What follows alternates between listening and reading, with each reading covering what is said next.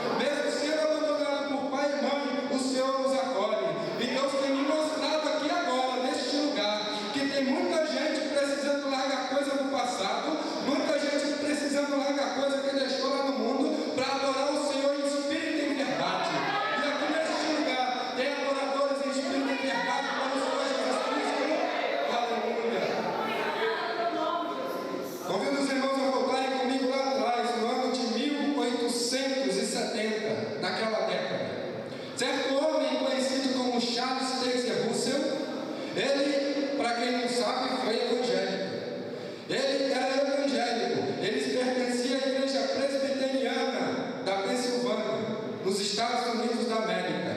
Ele foi nascido e criado ali. E depois ele conheceu a igreja adventista.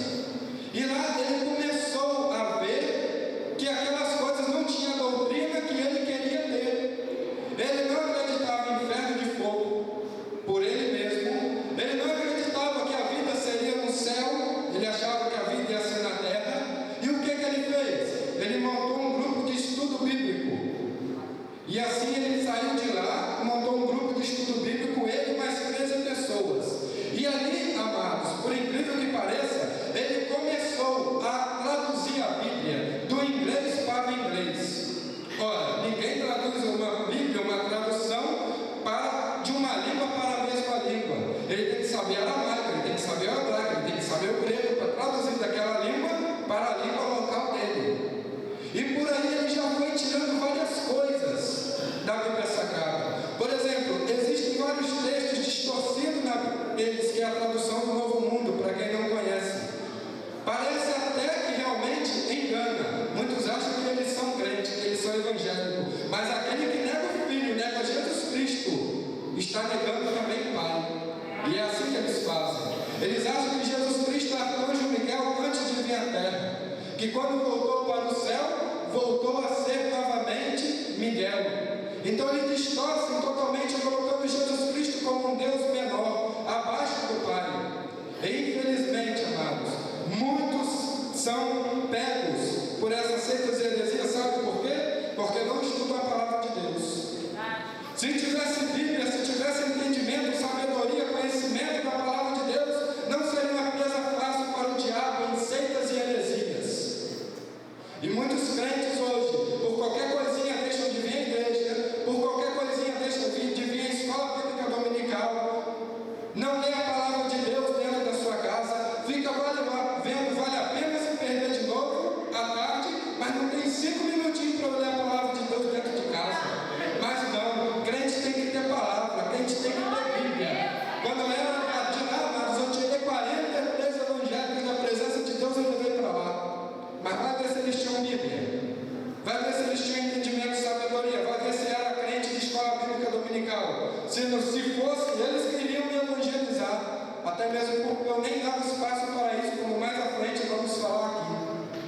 E dentro dessa religião, Russell, ele fundou essa seita que era conhecido como Estudantes da Bíblia, até o ano de 1936. De 36 para cá, ficou conhecido como Testemunha de Jeová. E para quem não sabe, o passado todo dessa religião, eles proibiam o transplante de órgãos. O transplante de órgãos era visto como um pecado dentro daquela religião, dentro daquela seita. De 1968 até o ano de 1980 era visto como um pecado. Agora eu te pergunto, e aqueles que ficaram cegos porque não podiam doar uma córnea do seu olho para outra pessoa? E aqueles que morreram por faltar transplante de coração e no outro ano mudou a lei? Aonde está Deus nisso? Em lugar nenhum. E se eles falarem que é mentira, quando vocês indagarem eles sobre isso, pede para eles para ver a revista A Sentinela, 1º de setembro de 1980, que vai estar tudo lá. Eles mesmos vão ver lá no passado deles, porque eles sempre guardam essas revistas em biblioteca deles pessoais. Outra coisa que era considerada prática demoníaca lá no meio deles eram as vacinas. A vacina era proibida até o ano de 1952. Se eles falarem que é mentira, pede para ver a revista Sentinela, 15 de dezembro de 1952, que vai estar lá também tudo escrito nas publicações deles. E também, além disso, até hoje, a transfusão e doação de sangue é pecado. Eles preferem deixar um filho morrer do que fazer uma transfusão de sangue naquela criança, naquela pessoa. Deixa morrer porque acham que é pecado. Então eles distorcem totalmente a palavra de Deus, amados.